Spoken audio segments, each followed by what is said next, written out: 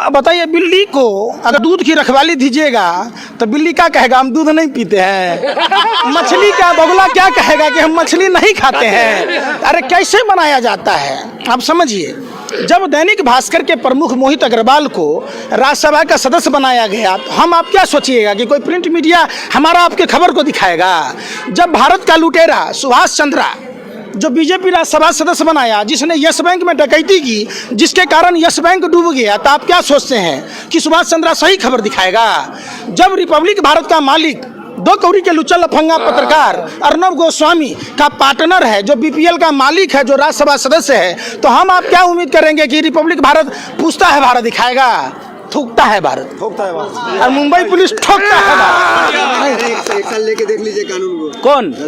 तो रजत शर्मा को काहे के दलाली मिला नहीं मालूम है। पद्म सम्मान काहे मिला है। नेहरू म्यूजियम में मेंबर कैसे बनाया गया है। वाई+ सुरक्षा कैसे दी गई है। क्रिकेट कंट्रोल बोर्ड में मेंबर कैसे बनाया गया। वरिष्ठ पत्रकार है, देशभक्त पत्रकार है। अरे भैया, आप तो सब देशभक्त हैं, आप मुजरा गाते हैं। सुनिए, आप लोग सारे के सारे मीडिया के पत्रकार गैंगस्टर की भूमिका निभा रहे हैं, देश बेच रहे हैं। रजत शर्मा को शर्म नहीं आती जो 2.25 लाख वाला बाबा रामदेव आपकी अदालत लगाता है, कहता है भाइयों 200 रुपये का सिलेंडर मिलना चाहिए कि नहीं, 25 रुपये पेट्रोल डीजल मिलना चाहिए कि नहीं।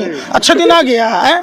500 के नोट का गड्डी लगाने वाले थे काला धन का, जो स्वर्ग से लोग नीचे उतर जाता, तो रजत शर्मा देशभक्त हो गया, देशद्रोही है। ये टुकड़े टुकड़े गैंग के लोग हैं। यही लोग भांड की तरह, पहले राजा के महाराजा भांड रखते थे, अब ये देश के दलाल मीडिया के भरवे पत्रकार रखते हैं। एक बात बताइए, काहे का वाई+ सुरक्षा दिया गया भैया, काहे का बताइए ना आप हमको। पत्रकार है, वरिष्ठ पत्रकार। अरे छक मराते तलवा चाटते हैं तभी ना मिला है। 10 रुपया कोई किसी को नहीं देता, आप दे दीजिएगा हमको 10 रुपया, दे दीजिए किसी बच्चे को। नेग का पैसा अपने रिश्तेदार को देता है, तो इन पत्रकारों को राज्यसभा का सदस्य, बोर्ड में सलाहकार, वाई+ सुरक्षा। कभी के रजत शर्मा क्रिकेट के बैट के बल्ला पकड़े हैं, क्रिकेट कंट्रोल बोर्ड में मेंबर हो गया। शर्म नहीं आती इन दरिंदों को, जालिम दरिंदों को। देश का बेड़ा गर्क हो रहा है, सरकार के हाथों की कठपुतली बनकर आवारा कुत्ते की तरह प्लेट चाटने में लगा है, बोटी कुतुर कुतुर के खा रहा है। देश की स्थिति क्या हो गई, कभी सवाल किया रजत शर्मा। आखिर 23 मार्च तक व्यापम घोटाला वाले आटा चोर कंस मामा की सरकार बनाने तक देश से नरेंद्र मोदी की सरकार ने कोरोना को क्यों छुपाया। सवाल है, माँ का दूध पिया है, सवाल रजत शर्मा कर सकता है मोदी से। आप बात करते हैं 31 दिसंबर को WHO आया, रजत शर्मा ने माँ का दूध पिया है, पुलवामा घटना की जिक्र कर सकता है, नरेंद्र मोदी से सवाल पूछ सकता है। क्या सैटेलाइट पंजाब हरियाणा के किसानों के खेत की पराली जलती है तो यह बताता है कि सैटेलाइट की पराली जल रहा है तो दिल्ली में प्रदूषण होता है। रजत शर्मा जी शर्म करो, बुढ़ापे की हड्डी टूटती है तो दोबारा जुटती नहीं। ये देश के अन्नदाता पालनहार किसान भाई हैं। आप कौन होते हैं, आप कौन होते हैं हम पर जबरदस्ती थोपने वाले।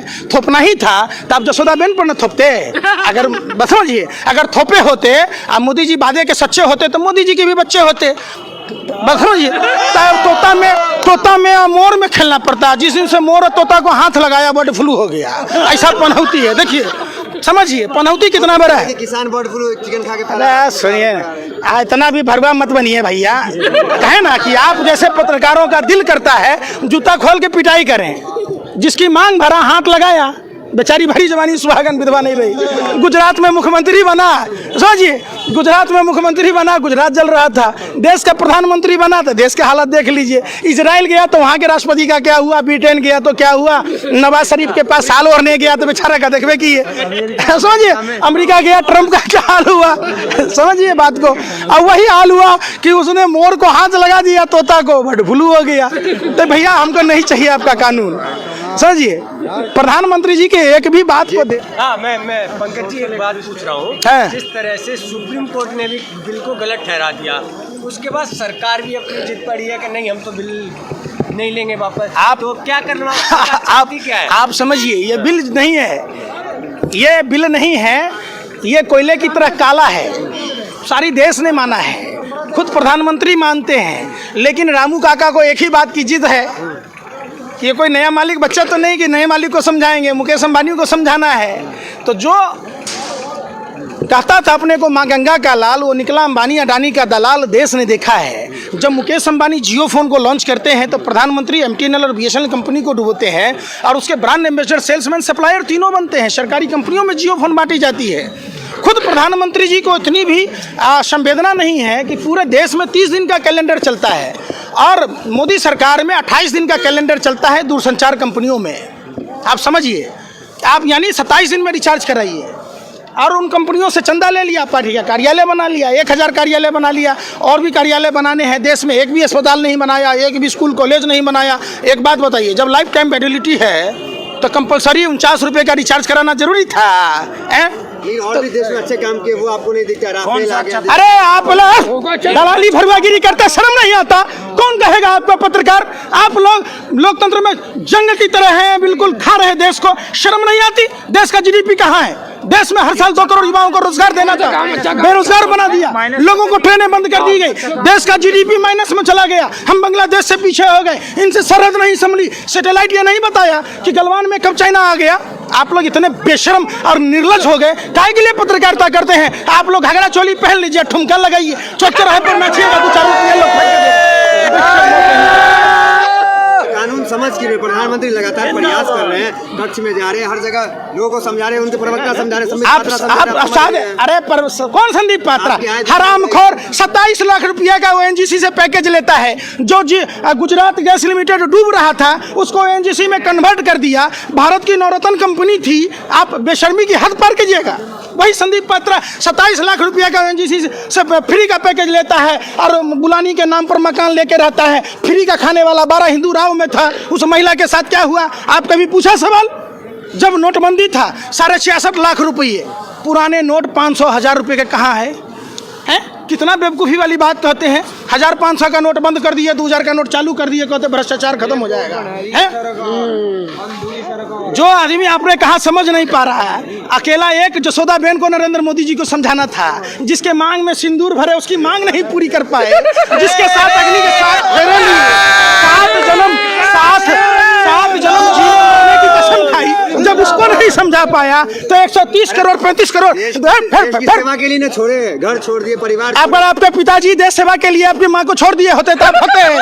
समझिए, हिंदू धर्म में पहले बात समझिए। ये सब बात है, सुनिए, पत्रकारिता करते अच्छा नहीं लगता है ये सब बात। सुनिए, पहले बात, देश सेवा से बढ़ के होता है। आप समझिए, आप चाहे जिस धर्म में जन्म लिए, आप अगर सृष्टि का विस्तार नहीं करेंगे तो सृष्टि चलेगी कैसे? अगर सब आदमी सब कन्याओं से शादी करके छोड़ दे तो हमारे देश की माँ बहनों का क्या होगा? आप समझिए, आप अर्ज किया है तबाह होकर तबाही नहीं दिखती है तो अंधभक्ति है साहब, इसकी कोई दवाई नहीं बिकती। आप जसोदा बेन जी के पिताजी से मिलिएगा, पूछेगा कि आपके बेटी को भरी जवानी मोदी जी ने न सुहागन छोड़ा न विधवा, घूट घूट कर मरने को विवश किया देशभक्ति में। कितना बेशर्म है आप।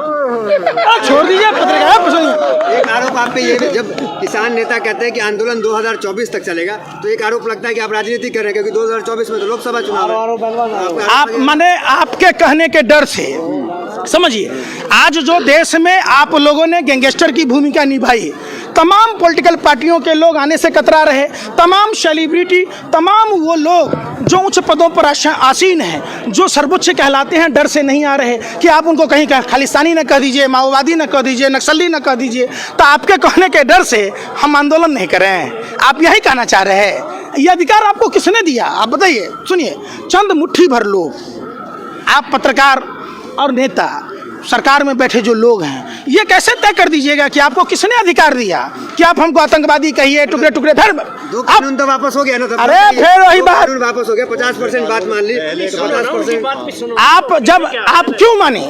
इसका मतलब आपने भी स्वीकार किया ना कि सरकार हट गई, आप भी हट जाइए। अरे हम कहते हैं पूरा का पूरा कोयला की तरह काला है। अन्ना हजारे ने भी कहा, पूरा देश का किसान कह रहा है, तो आपको काहे के लिए जिरियाल है? आप 2 रुपया के मास्क बांटने की आपकी औकात थी? नहीं थी। आपको 200 रुपया टिकट देने की अगर मजदूरों को औकात होती तो माताएं बहनें सड़कों पर बच्चों को जन्म नहीं दे रही होती। सड़कों पर बैल बनकर आदमी नहीं चल रहा होता। 55 डिग्री 60 डिग्री टेम्परेचर में लोग नंगे पांव घर में। आपको तो 2 रुपया की औकात नहीं थी। आप आ गए यहाँ पर भरवागिरी करने, सरकार की दलाली करने। शर्म कीजिए। आपने मास्क देश में किसी को फ्री दिया? आप पीएम केयर फंड में पैसा लिए, अकेला 1500 1 करोड़ रुपया टाटा ने दिया था, आप मास्क को बांट देते हैं। समझिए, आप पत्रकारिता करते हैं, इतना भी बेशर्मी मत कीजिए। सरकार से सवाल पूछिए ना कि स्लीपर बोगी में अगर ट्रेन चलती है तो कोरोना होगा, बसों में कोरोना नहीं होगा, लेकिन अगर यहाँ आदमी आ गया तो कोरोना होगा। पत्थर पूजने से अगर कहीं भगवान मिलता तो मैं पहाड़ पूज लेता। अगर मास्क लगाने से कोरोना भाग जाता तो मैं पूरे शरीर में तिरपाल बांध लेता। समझिए बात, आप बरखलाइए मत। लेकिन इस आंदोलन की वजह से 35,000 का नुकसान हो रहा है डेली का, करोड़ का, वो आप नहीं देख रहे हैं। आप जैसे पत्रकारों को मन करता है जूता खोल के मारूं। समझिए, पूछे क्यों? सवाल उठता है इसलिए जब WHO ने 31 दिसंबर को कहा तो आपने दिल्ली के चुनाव कराए। दिल्ली चुनाव में रंगाबिल्ला प्रॉपर्टी डीलर ने पर्चे बांटे। फरवरी में नमस्ते ट्रंप की गई। समझिए आप, ट्रंप की गुलामी की गई। 23 मार्च तक व्यापम घोटाला वाले आटा चोर जो भाजपा से हैं, कौन है? सबराज सिंह, शिवराज नहीं सबराज, जिसके कारण उस व्यापम घोटाला वाले आटा चोर कंस मामा को मुख्यमंत्री बनाने के चक्कर में पूरे देश को कोरोना में झोंक दिया गया। तब कोरोना नहीं फैला। सुनिए, पहले पत्रकारिता करते हैं, तब देश को नुकसान नहीं हो रहा था। आपको क्या करना था?